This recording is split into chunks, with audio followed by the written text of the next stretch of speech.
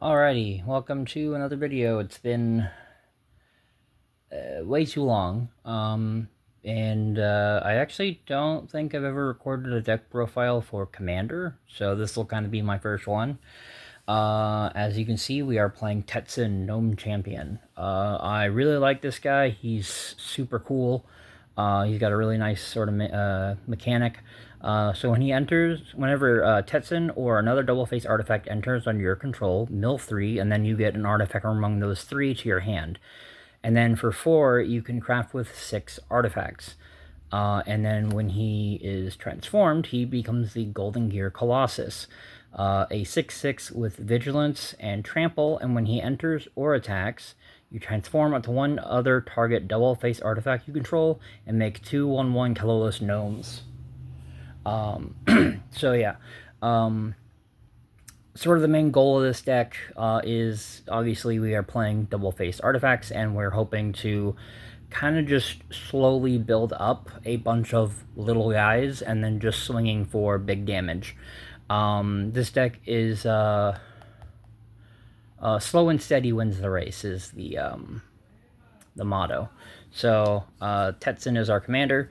So to start with, we have 3 different spacecraft. We are playing the Sariema. This searches for a legendary on play, and once it is fully stationed, it has flying, and your other tapped legendary creatures have indestructible.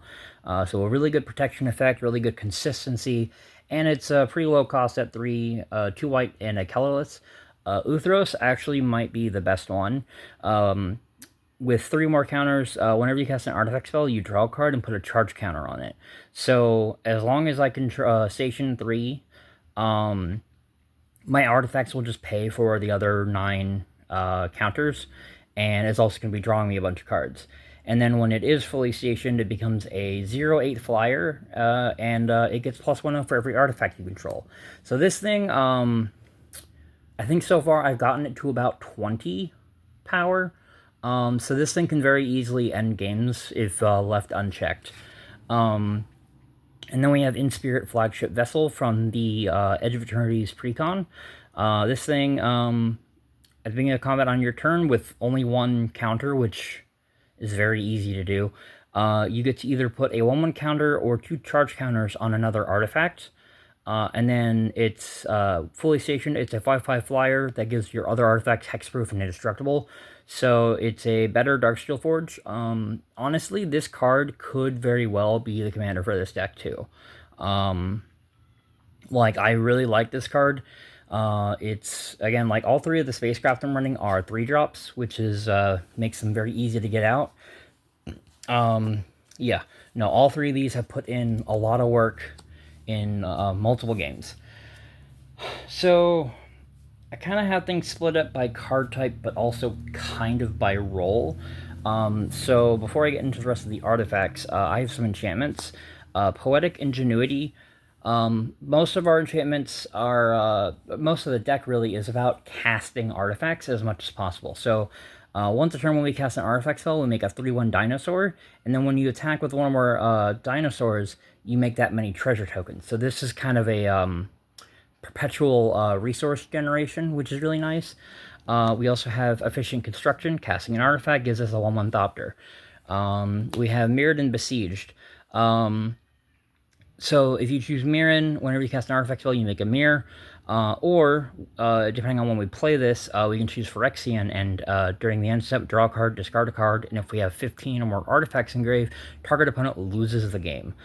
So this is potentially a game ender. It's a very, I like modal cards. I like things that can fill multiple roles, and this is easily one of the best ones in this deck.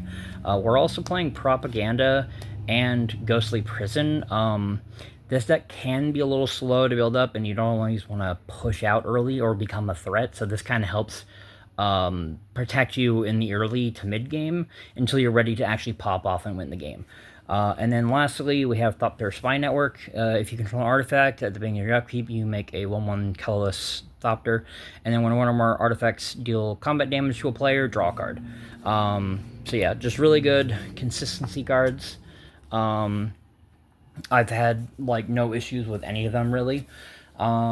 Then we have some instants and sorceries. Not a whole lot though, because we want to play mostly artifacts. Same reason we're not playing more enchantments.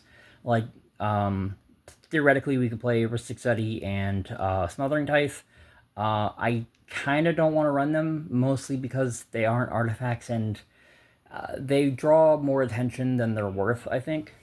But for instant sorceries, we have Dispatch. Tap a creature or Metalcraft, control 3 or more artifacts. We exile that creature instead. Really good removal. Chaos Warp. Chaos Warp just kind of does everything. It's probably the most flexible removal. We have Wake the Past, return all our artifacts from grave to battle, and they gain haste for the turn. Tetzin's going to be milling a lot, so this card's a really good bomb for the mid to late game. And getting haste on everything means that we can just bring everything back and just go for a massive death push. I got a copy of Fabricate finally. Searches for an artifact. Good card is good. We're playing mostly artifacts in the deck, so. And then we have Voyage Home, Affinity for Artifacts, draw 3, gain 3. Multiple times I played this for like a white and a blue on like turn 4. It's very easy to get to that point, so yeah. Really good consistency card. I like it a lot. Also, I just kind of like the border and everything. I did not sort out my things that well. I try to sort by like mana value and everything, but oh well. So we have Memenon on the right hand. I'm just going to say that. I don't know if that's how you pronounce it. 3-4 flyer, look at top of your library anytime. You can cast artifact spells from top of your library, and artifacts you control can tap for a blue mana, but only to cast spells from anywhere that's not your hand. This card is also one of the best ones, especially if I have Uthros out, because that's now drawing me cards when I cast artifacts, and this lets me play them from the top of the library. I think one game I was able to draw like 8 cards off the top by casting that many cards from the top of the library. Having everything be on Mana Rock is just really good. And we are milling a bunch, so we have Wonder. It's also not that bad if we have to play it, so it's just kind of a nice... one of the problems I have had with this deck is that because a lot of my guys are weenies, but also because of the fact that we are playing a lot of token generators, giving everything flying, makes it a little easier to survive and block any, like, you know, big dragons, like Hellkite Tyrant. I think that's the name. We also put in Joro, Weatherlight Captain, 3/3. Whenever we cast an artifact spell, draw a card. So, again, things that, like, trigger when we cast an artifact, or a historic spell, actually, that's even better. You know, obviously that's going to be great value, and the more of those we can stack at once, the more we can pop off, basically. Edgar, I actually just put this guy in, and already I really like it. You just get to cast an artifact from grave once a turn, and then when he attacks, you get plus XO or excess aggressive mana value among artifacts you control. Full disclosure, the highest artifact we run in here is Darksteel Forge, I believe. It gives everything indestructible. So potentially he is plus 9. Psi Master Thopterus, again, artifact casting gives us tokens. And the draw isn't the worst thing ever, though we have a lot of draw already. Emery Lurker the Lock. This was sort of a mix between Edgar and Tetzin. She mills 4 on ETB, and she lets us cast an artifact from grave once a turn. So really good card. Also Affinity makes it so you can just play her for 1. Speaking of Hellkite Tyrant, we're playing artifacts a lot anyway. Being able to drop this, take a bunch of like treasures or something is just going to give us a lot of value and also potentially end the game. And then lastly, for non-creature or non-artifact creatures, Loyal Apprentice. Tetzin's really easy to get out, and then we're just making extra value. I really like... I've been having fun with this deck. Excuse me. For artifact creatures, we've got Alabo, Ancient Witness. This card is really strong. It is both a burn outlet. It's like it lets our deck go from being kind of a turtle deck where we just build up over time to we're just gonna explode now because all the artifacts that we make just get haste and we just make a massive push. Kappa Cannoneer. This guy is also another game ender. Well, he's a snowball. So improvise is nice because I apologize for my neighbors. They don't know how to handle anything. I've done everything I can. It's not relevant. But yeah, having a unblockable every time you play an artifact under your control, and just getting progressively bigger, this guy can and will end games. Stride Hanger Automaton. This with all the other counter generators we have, it's just one extra Thopter every time an artifact token enters. Solemn Simulacrum fetches his land, draws cards. We can cast from graveyard or top. This guy's really good here. Egghammer, aka Mirror Battlesphere. Again, token generator. He's a burn. He makes big damage. He's effectively an 8/7 by itself. Pardon the Proxy, Illustrious Wanderglyph. This guy is, he has Ascend, so he gets City's Blessing when you have at least 10 permanents. He is, I believe it's while you have the City's Blessing, your artifact creatures get +2/+2, and during each player's upkeep, he makes a 1/1 gnome. I am getting one of these as soon as I get money. Although actually I might be able to get one tomorrow, depending on if someone at the locals actually has a copy. Pinnacle Emissary, another token generator whenever we make an artifact or cast an artifact, but also Warp is kind of nice. This guy, if I could, I think would actually make a very fun commander. Sadly, he is not legendary, but I do really like him.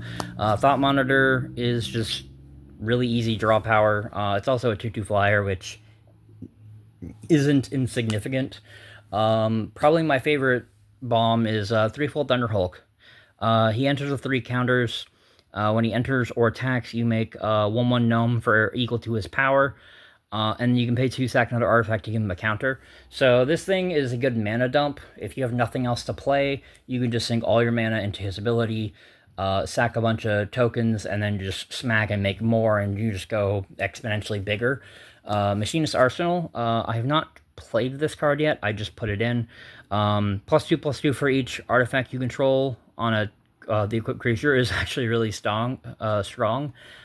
Plus, it is itself an equipment, so an artifact. So yeah, this thing actually, in theory at least, this is really good. We'll have to see. Dispeller's Capsule. I didn't really have any artifact or enchantment removal. This is an artifact, meaning we can play it from our discard. We can get it off Tetzin, and it's only a 1-drop, so early on we can just drop this and then just sit there and threaten with it, basically. Sorry. I talk too much and then I run out of breath. Millennium Calendar. This is purely in here because it's funny. So whenever you untap permanents during your untap step, you put that many counters on it. And you can pay 2 tap to double the counters, and if it has at least 1,000 time counters, you sack it, and each opponent loses 1,000 life. I have yet to get this off, but this is one of my goals for the deck, is to get this win con at least once. Soul Guide Lantern, I feel like it's nice to just have some kind of graveyard disruption. A lot of EDH decks have some kind of graveyard setup going, so it's just it's a one-off or a 1-drop, so it's not like I'm committing. It's unlike Bajuka Bog, where I can draw it at the wrong time and I just lose it. Like, this is fine to put out turn 1. Swiftfoot Boots lets us play a little faster. Urabrask Forge, this is another new one I put in. It's another token generator, but it's proactive rather than reactive. It works independently of anything else, so it's just a good standalone card. Oh yeah, here's a Darksteel Forge. I'm not paying $75+ for a Darksteel Forge. I just don't have that kind of money, so Proxy is how I'm going.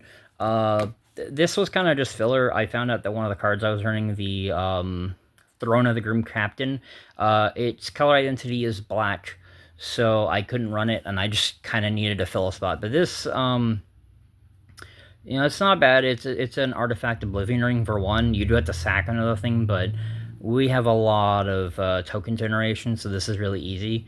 And again, it's an artifact where you can keep playing that from grave, so it's a nice bit of removal. So I actually pulled this trying to... I bought one copy of Ixalan trying to get the Enigma Jewel. Spoiler alert, we're playing Enigma Jewel. But I got this instead, and this is just kind of a nice sort of inevitability card where we're just eventually gonna... and also, making our stuff unable to be countered is always nice, too. It is kind of a shame that it's legendary, because we do have a couple ways to make copies of artifact cards, but, it's whatever. Repurposing Bay, we can turn our artifact tokens into, like, Soul Ring, and then we can just kind of keep going up from there. I will say I have kind of mixed feelings about this, but, it's... I think it's fun, at least. It does kind of present some interesting challenges, and I think we do... The only artifact value, or mana value among artifacts I have, I don't have an 8. So I can't go from, like, a 7 to an 8, or an 8 to Darksteel Forge, but beyond that, I think it's fine. Now for our double face cards, we have Treasure Map. This gives us tokens, and then it turns into... Sorry. It turns into Treasure Cove, which taps for colorless, or we can tap Sack a Treasure and draw a card. So it turns our treasures into potentially clue tokens, effectively. Enigma Jewel, it's a Soul Ring. It enters tapped, and it costs 1 blue mana to play. And then, I forget what the craft requirement is, but it turns into... I forget what it's called, but the flip side is it doubles your activated abilities. So potentially I can go infinite mana with it if I have Sonic Screwdriver or like something like Sonic Screwdriver or Voltaic Key, I believe it is, with like Soul Ring. I can just keep untapping and generating mana infinitely, and then I can just play everything I want. That doesn't necessarily end the game, but it is a nice infinite that doesn't, like, guarantee a win. I don't like just killing everybody with, like, an infinite burn combo or something, but infinite mana is, I think, innocuous enough that it's fine. I'm trying... Like, this isn't a CEDH deck by any means, especially not without, like, a lot of the game changers that I can't afford. But I don't want it to be terrible either, so Dire Flail, this card is funny as hell. The plus 2/0 and 1 cost, 1 equip is actually not bad. It crafts with any artifact for 5, which is... A lot of the craft costs are a little steep, but ideally we are just crafting with Tetzin, and then we are just attacking, entering, and doubling up. Or flipping stuff over, rather than having to hard do everything. And then this turns into a Blunderbuss, gives plus 3/0, and when the equipped creature attacks, you can sack another artifact, and the equipped creature deals damage to any creature equal to its own power. So Tetzin transformed with the flail, he is a 9/6, and when he attacks, you can sack a gnome and basically deal 9 damage to any creature, which is a lot. Yeah, no, I just, like, the synergies between all the things is just really nice. Paleontologist Pickaxe, when equipped creature attacks, draw a card, discard a card, equips for 1. And what does this one turn into? I forget. Oh, right. So, Dinosaur Headdress. This is actually one of, some of these we actually cannot transform with Tetzin, or they don't do anything. So as this becomes attached to a creature, you choose an exiled creature card used to craft it, and equipped creature is a copy of the last chosen card. And then when it enters, it attaches to something for free. So this is a really cool card, and it does kind of let us get extra value out of the the crafted, and also it, unlike a lot of the other ones, we craft with creatures, not with artifacts. So that does kind of mean we can exile a legendary that we milled and get the effect still. Like we can get Emery or Edgar, something like that, and then we can start just getting more value. Matzalantil, I probably didn't pronounce that properly. Tap, draw a card, discard a card. You can pay 4, tap, transform it. Only if there are 4 more permanents in your graveyard. We have enchantment, creature, artifact, land. Am I forgetting something? I don't know. I'm probably forgetting something. But we theoretically have 4. And then this turns into the core.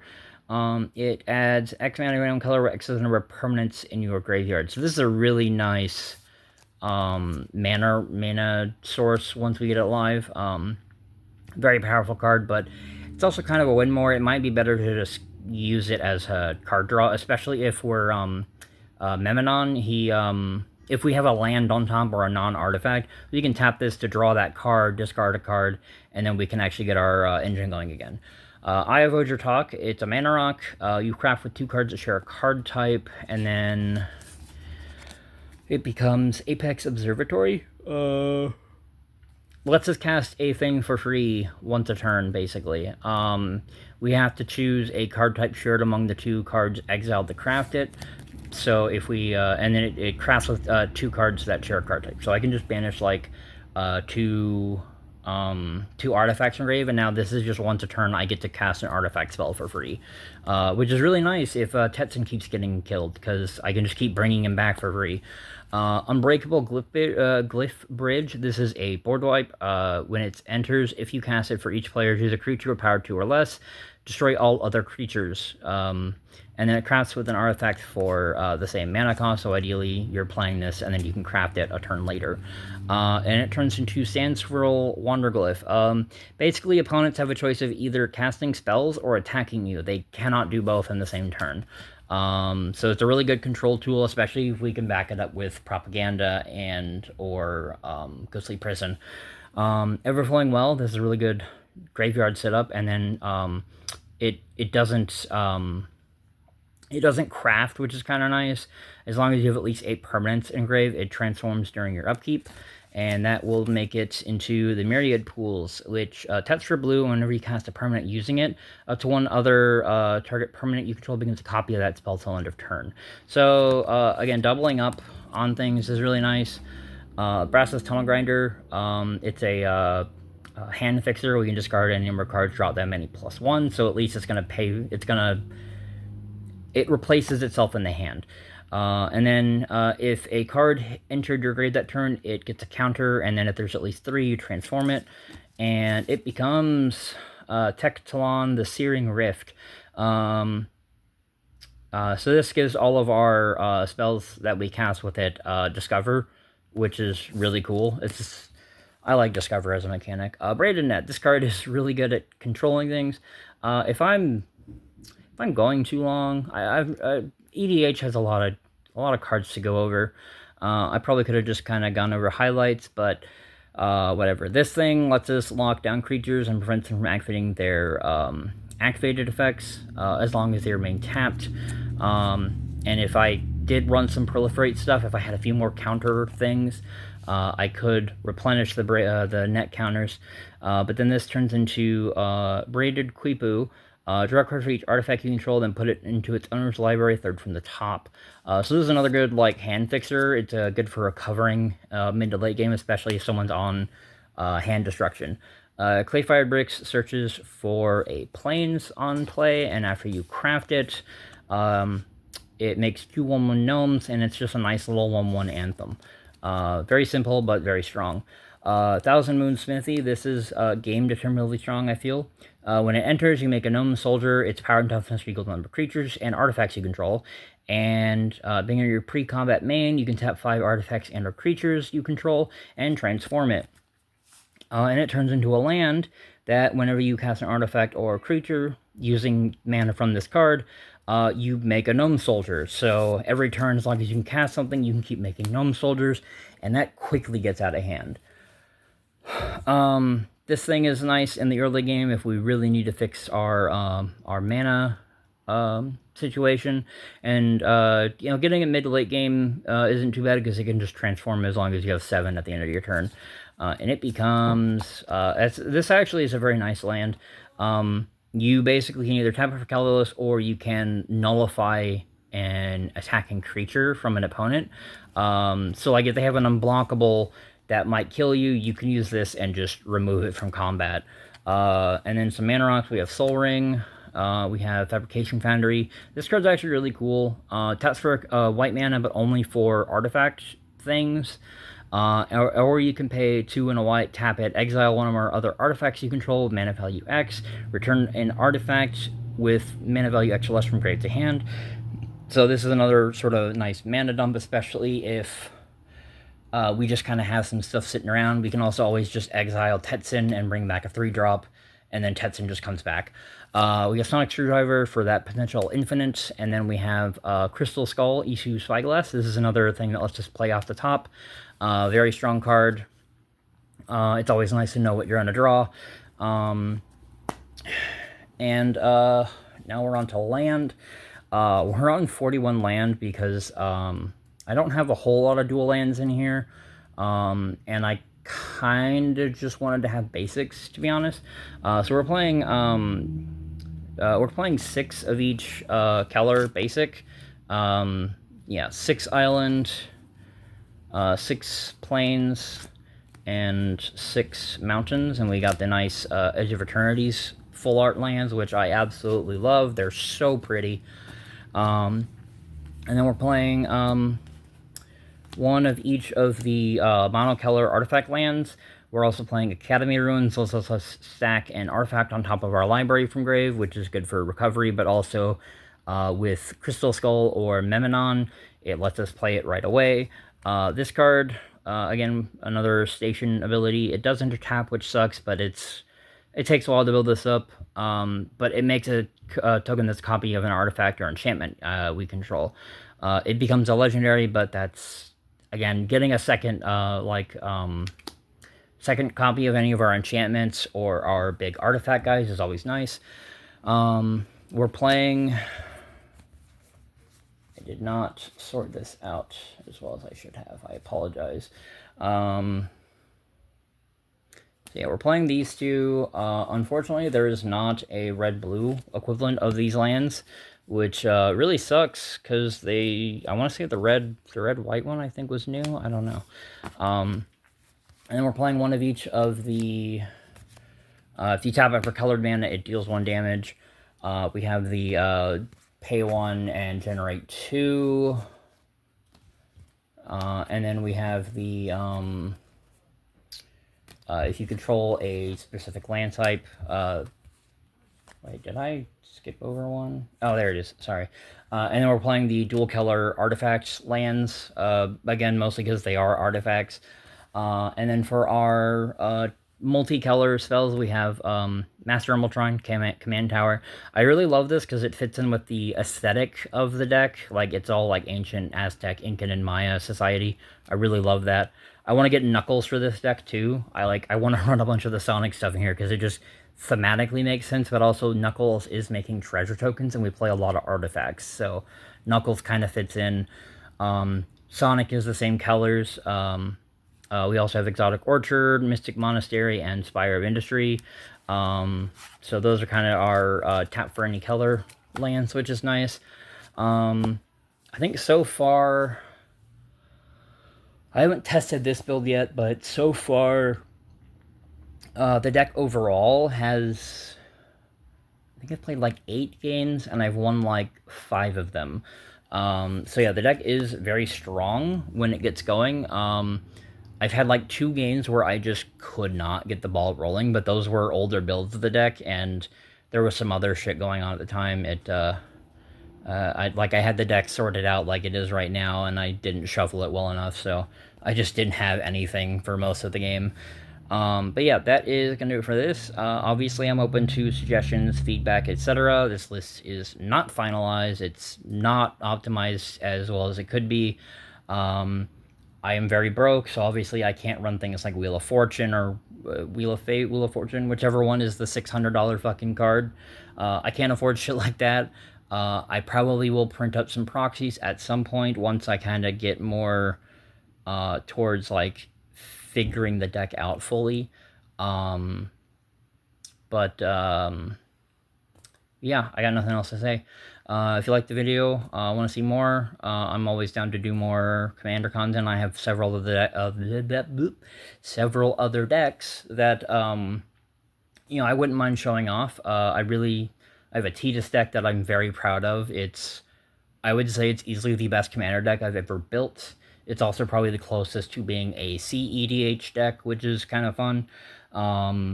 It quickly becomes sort of a arch enemy at the table, so that's really nice. Yeah, otherwise, I will see you guys in the next video. Like and subscribe if you haven't already. Bye.